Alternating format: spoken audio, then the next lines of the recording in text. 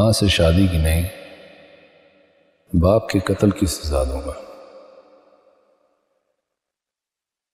अब अगर तुम या तुम्हारे पालतू की जुबान पर यह लफ्ज आया तो खुदा की कसम, माफी की मीम मुंह से निकलने से पहले उसका दम ना निकाला तो हिलमत को नसरुल्लाह खान का खून लगे। सलाम आजी। वो अखबार वाली हिलमत से मिलना चाहती है, ले जाओ।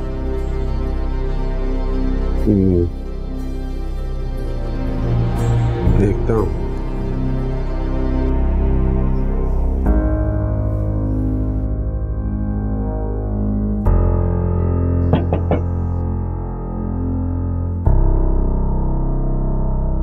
जी दादी। तुम तो कह रही थी कि बाप का घर समझ के रहूंगी, फिर क्यों जा रही हो अचानक? बस 2 दिन के लिए जा रही हूँ, तीसरे दिन वापस आ जाऊंगी बाप के घर। खैरियत? अपने ऑफिस में तो बताना है कहाँ हूँ, क्या कर रही हूँ, उन्हें कुछ पता ही नहीं है। ठीक है ठीक है, बस वो रास्ते के लिए खाना शाना लेकर जाना। मैं हिलमत की माँ से कह देता हूँ, बंदोबस्त कर देगी। उन्होंने सब कुछ गाड़ी में रखवा दिए, पूरे 20 दिन का राशन है। अच्छा, सफर में गन भला खाने से बेहतर है घर का खाना खाना। जाने से पहले हिलमत से मिलोगी? इरादा तो है। मैं तो कहता हूँ मत मिलो, दिमाग खराब है उसका। यही तो जानना चाहती हूँ, दिमाग क्यों खराब है? शायद इस सारी मुसीबत से निकलने का जरिया बन जाऊं मैं। पागल है वो। मैं उससे ज्यादा पागल हूँ। पता नहीं किन पागलों में फंस गया।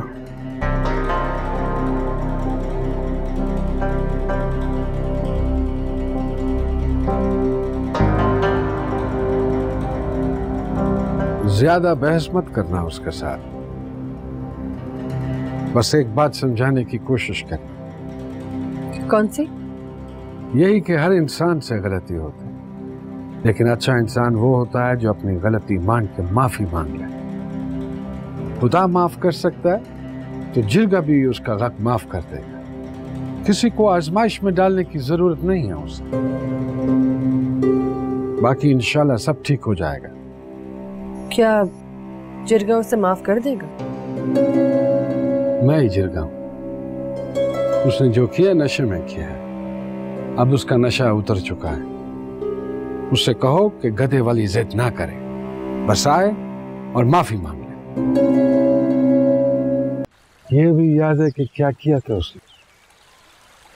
हाँ, तुम्हारे दादा के भाई हेमल खान का कत्ल किया था। क्यों? काफी मशहूर बात है कि अंग्रेजों के दौर में एक मुहिम गुजर रही थी हमारे गांव से। हेमल खान ने अंग्रेजों से नफरत में अपने रस्से पर जाती उस औरत को गालियां दी, जो डर कर भाग खड़ी हुई।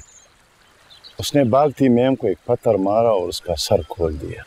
इससे पहले कि वो दूसरा पत्थर उठाता, छत पर खड़े जरदाद खान ने वहीं से फायर खोल दिया और हेमल खान को मार गिराया। जब मेरे परदादा को पता चला कि उसके बेटे ने गांव से गुजरती एक औरत को गालियां बकी, तो उसने उसका नमाज जनाजा तक नहीं पढ़ा और मरते दम तक जरदाद खान को अपना 8वां बेटा समझता रहा। हाँ जी, हो सकता है जरदाद खान ने झूठ बोला और उसकी असल में हेमल खान से दुश्मनी थी और इस दुश्मनी की वजह से उसने उसका कत्ल किया हो और बाद में गालियों का बहाना बनाया। वहां पर जरदाद खान के अलावा और कौन था कि ये गवाही देता कि हेमल खान ने एक जाती हुई औरत को बेइज्जत किया था? नहीं, उसने अपने गले में लटकी सलीब की कसम खाकर गवाही दी थी और उसकी यह गवाही सारे गांव के लिए काफी थी। हाँ जी, पुराने जमाने के भी क्या लोग थे, जुबान पर मरते थे और जुबान पर ही मारते थे। सिर्फ एक गवाही पर अपने बेटे का खून माफ कर देते थे।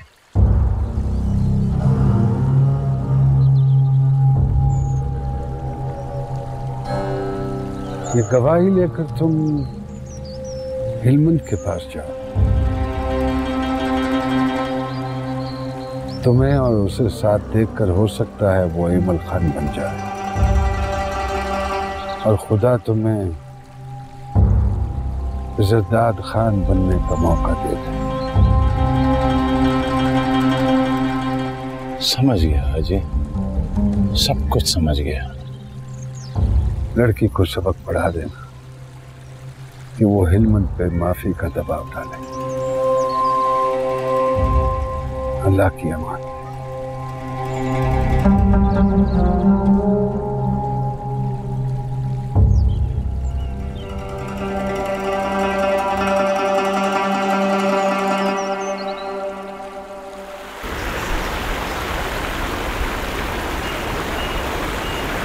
जरगुनी, इधर आओ, तुम पे थोड़ा सा स्प्रे मार दूं। कसम दे, एक ही स्प्रे से तुम्हारे दिमाग के सारे कीड़े मर जाएंगे। क्यों का क्या मतलब है? ये तुम्हारे दिमाग का कीड़ा ही तो है जो घर के सारे काम छोड़कर तुम यहाँ आ जाती हो। अब तुम खुद बताओ, मैं यहाँ काम करूं या तुमको देखूं? वैसे मैंने सोच लिया है, अगर लड़का हुआ तो संगीन खान और लड़की हुई तो गुलमीना।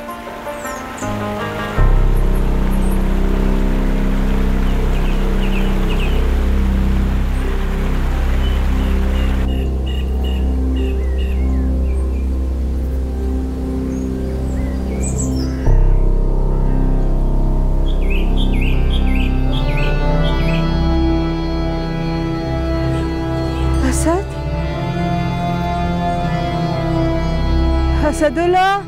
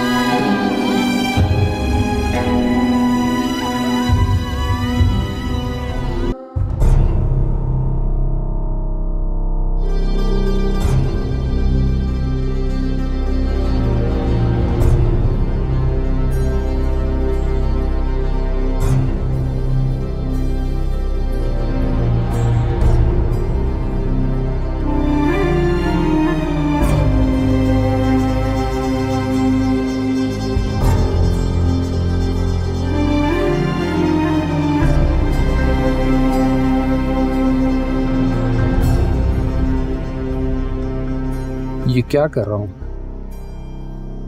क्या कर रहा हूं मैं? क्या कर रहा हूं मैं? क्या कर रहा हूं?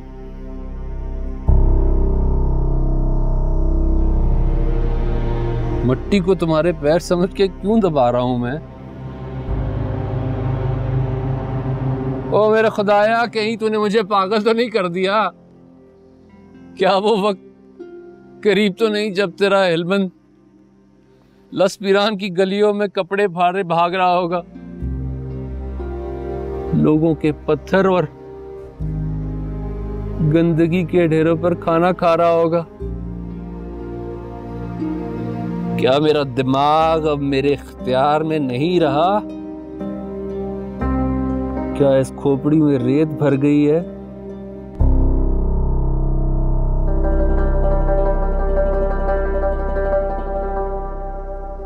ऐ लसपीरान के शहीद, तू ही बता, कहीं तेरा हिलमंद दीवाना तो नहीं हो गया?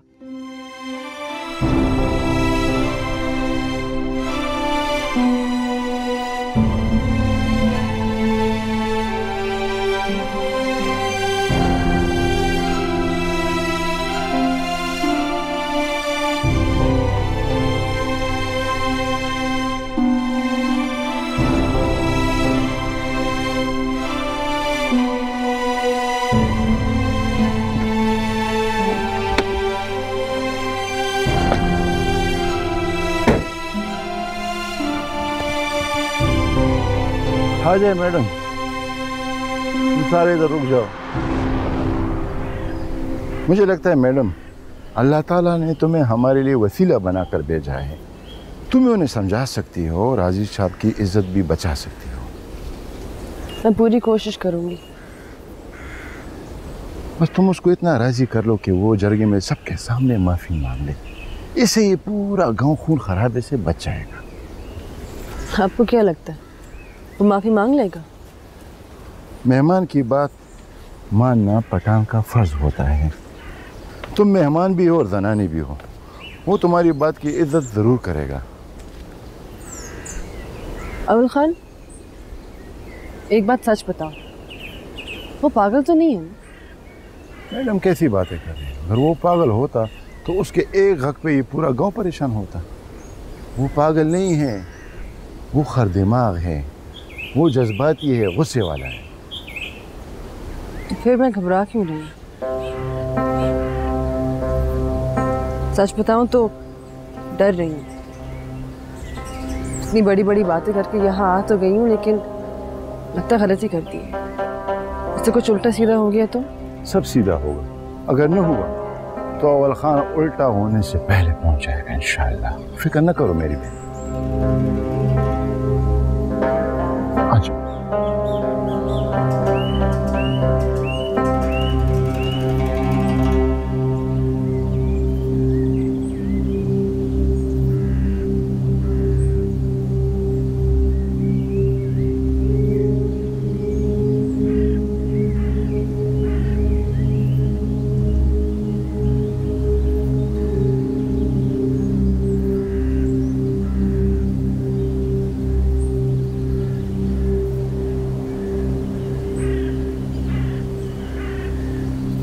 अस्सलाम वालेकुम।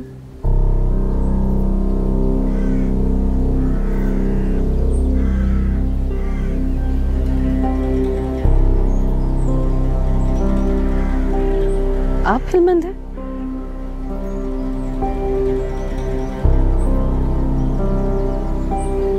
आज फिर मेरी तस्वीर लेने आई हो?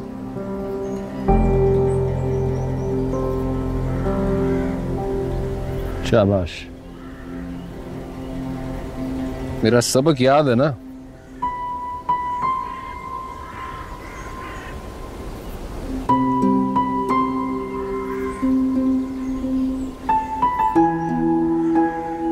क्या था, बयान करो। अपनी कहानी में अपनी तस्वीर लगाओ, वरना सारी जिंदगी दूसरों के पीछे भागती रहोगी।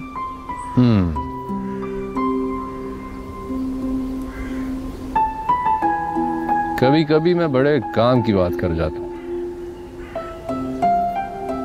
कैसे हो जाती है मुझे नहीं पता।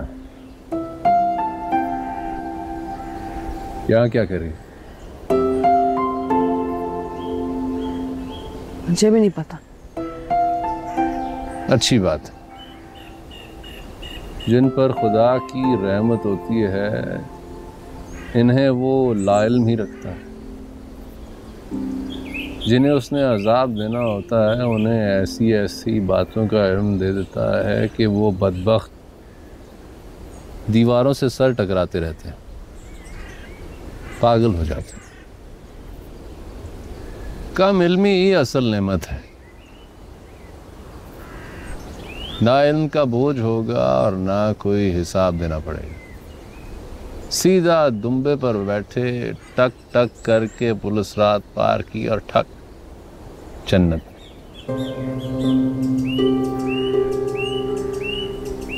क्या नाम है तुम्हारा? शहरजाद।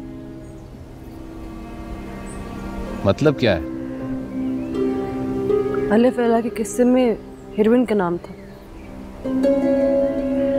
बड़े शहर की बेटी मतलब बनता है। तुम्हारे नाम का नहीं, यहाँ आने का क्या मतलब? मुझसे मिलना है या इस कब्रिस्तान में तुम्हारा भी कोई दफन? मिलने तो आपसे आई थी, लेकिन लगता है यहाँ खुद दफन हो रही हूँ।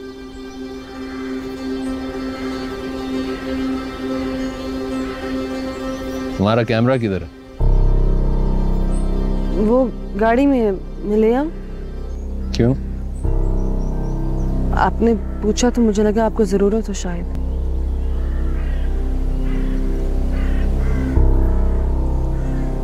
हर वो चीज जिसकी मुझे समझ नहीं वो मेरी जरूरत नहीं। जरूरतें कुत्ते के पीछे लगी दुम है, जिनके पीछे इंसान कुत्ते की तरह पड़ा रहता है, लेकिन वो मुंह में नहीं आती।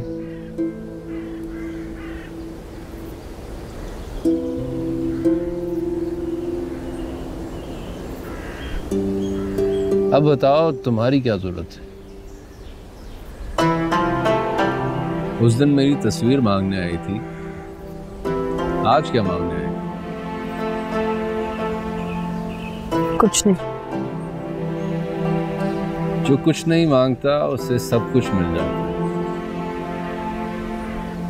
तुम्हें भी मिल जाए।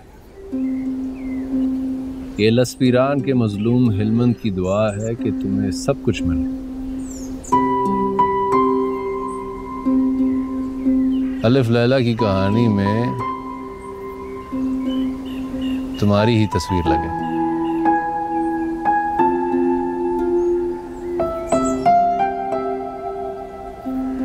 इतनी सर्दी तो नहीं? काम क्यों रही? पता नहीं।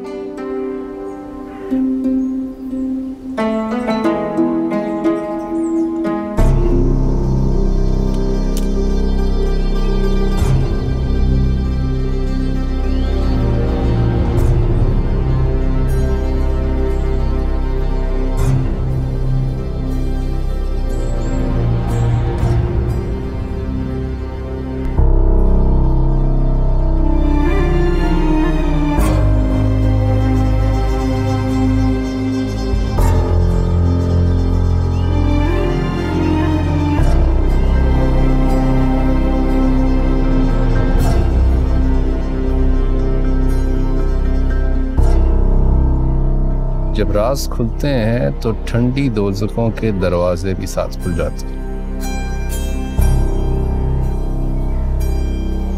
सर्दी हड्डियों के अंदर तक घुस जाती है।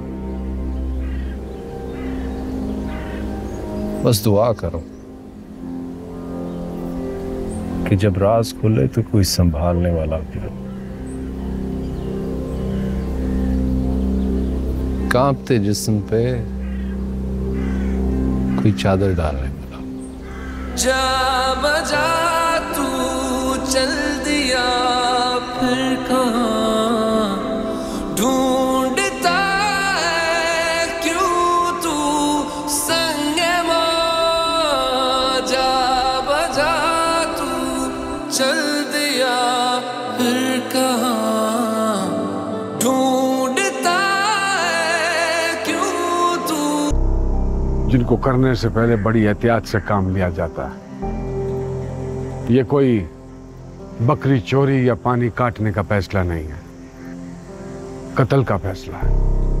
इसीलिए इस सोच में 2-4 दिन लग गए, लेकिन अल्लाह का शुक्र है कि जिरगा अपने फैसले पर पहुंच गया। जरगुना बीबी, क्या तुम्हें जिरगे का फैसला मंजूर होगा?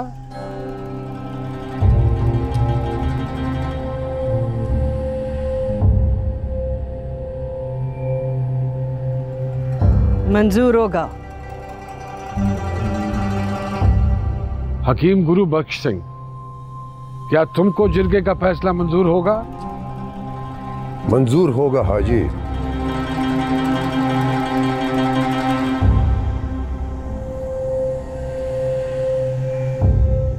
जिरगे ने फैसला किया है कि यह कत्ल जाती दुश्मनी पर हुआ, ना खानदानी दुश्मनी पर। एक मामूली झगड़ा बढ़कर हादसा बना और फिर हादसे में यह कत्ल हुआ। एक हादसे के कत्ल में जिरगा गुरुबख्श और उसके खानदान को यह हुक्म देता है कि वो जरगुना बीबी यानी असदुल्ला खान की बेवा को 5 लाख रुपए 5 दिन के अंदर अंदर तावान अदा करे ताकि उसकी बेवा और बच्ची। मुझे ये फैसला मंजूर नहीं है। लेकिन तुम महद कर चुकी हो।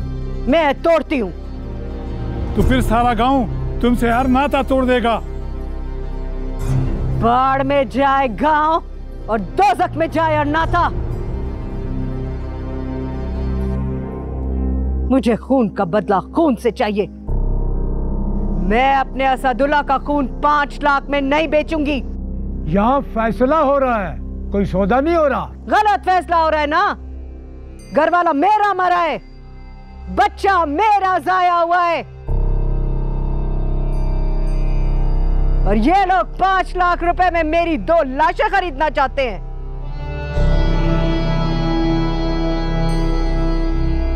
देखो ये ठीक बात नहीं है असदुल्ला खान की घरवाली, तुम जुबान दे चुकी हो। कुछ तो अपनी जुबान का, खानदान का लिहाज करो, वरना लोग क्या कहेंगे कि एक औरत ये सफेद बालों वाले बुजुर्गों के मुंह पे लानत का पंजा मार के चली गई। हमें जरगे का हर फैसला मंजूर है। 5 लाख नफ्त के साथ साथ मैं 2 भैंसें अपनी तरफ से देने के लिए तैयार हूं।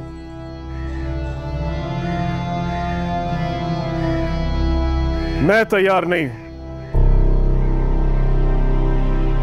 मुझे तो अभी पता चला मैंने असदुल्ला के साथ एक और कत्ल किया है, इस मासूम बच्चे का जिसने दुनिया में अभी तक सांस भी नहीं ली।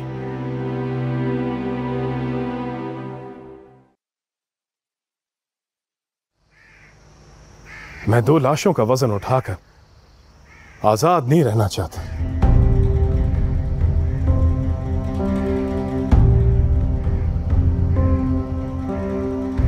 मैं अपने फैसले का हक इस बीबी के हाथ में देता हूं कि जो सजा देगी मुझे मंजूर है।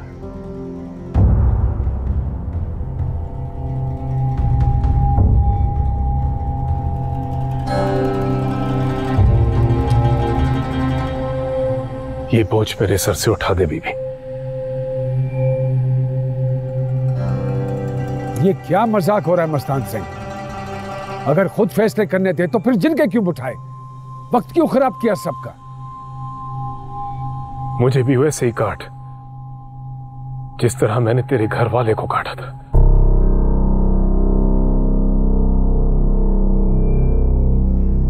बादाम गुल,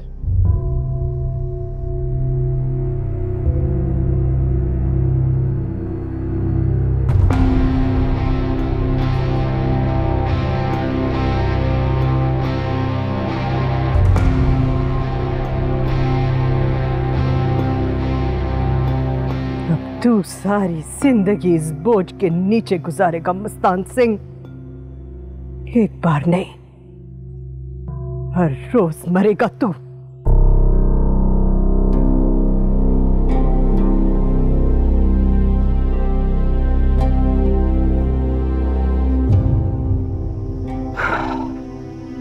अब तो मैं कहो,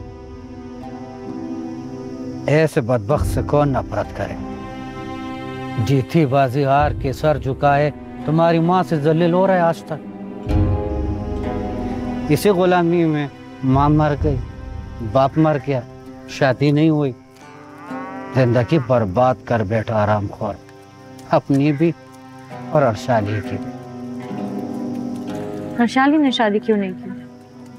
मस्तानिया की मोहब्बत।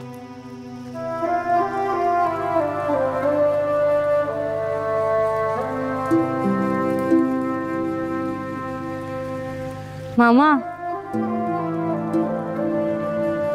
आज तुम भी बता, तुमने शादी क्यों नहीं? अपनी बहन की मोहब्बत। मैं शादी करके चला जाता तो वो अकेली रह जाती। तेरा बाप मुझे नौकर नहीं भाई कहता था, भाई। हर जगह अपने साथ लेकर जाता था। जब कोई पूछता था ये तेरा नौकर है तो सीना तान कर कहता था ये मेरा भाई है भाई।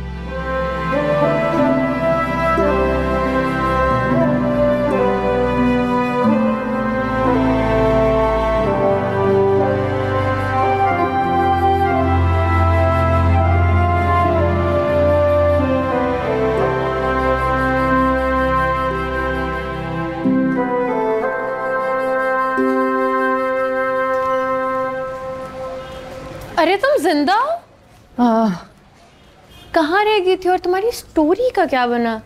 बहुत लंबी कहानी है, बाद में सुनाऊंगी। बॉस से मिल के आती हूँ। बॉस तो चली गई, बल्कि चलाती गई। क्या मतलब?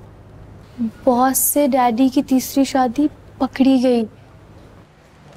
बेगम और उनके बेटों ने उन्हें बिजनेस से निकाल के सब कुछ टेक ओवर कर लिया है। तो बॉस ने इफ्तिखार साहब से शादी कर ली? जी हाँ, 6 महीने हो गए और अब जाके पता चल रहा है 65 साल की उम्र में तीसरी शादी। तो उनकी जगह पे कौन है अब? जावेद साहब खुद। जाओ बॉस को सलाम कर लो। अच्छा मैं आती हूँ। ये जो आप इतने दिनों से ऑफिस के अखराजात पर गायब हैं, आपको कुछ एहसास भी है?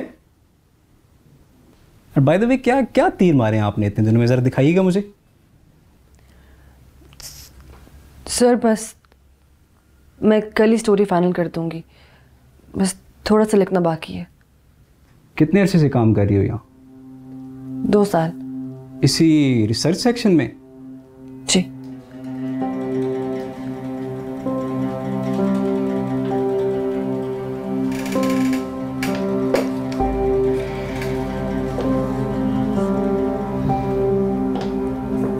मेरी सीट पे आना चाहती हो? जी मैं कुछ समझी नहीं। मेरी सीट संभालना चाहती हो? मेरे और भी इतने सारे बिजनेसेस हैं, अब मैं वो सब संभालूं या यहाँ के लड़ूं एक एक से? सर मैं इस फील्ड में मैं रिसर्च डिपार्टमेंट में काम करती हूँ। मुझे लगता है मेरा ख्याल है कि आपको वो ज़्यादा सोचो मत, कल से संभालो ये सब कुछ।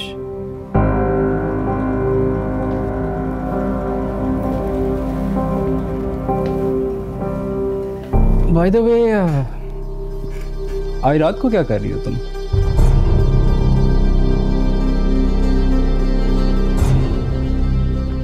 स्टोरी कंप्लीट कर रही हूँ मैं। दफा करो स्टोरी को, शाम को घर पे आना या फिर मैं ड्राइवर को भिजवा के तुम्हें पिक करवा लूँगा। बहुत ज़्यादा थक गया हूँ मैं, थोड़ा चिल करेंगे।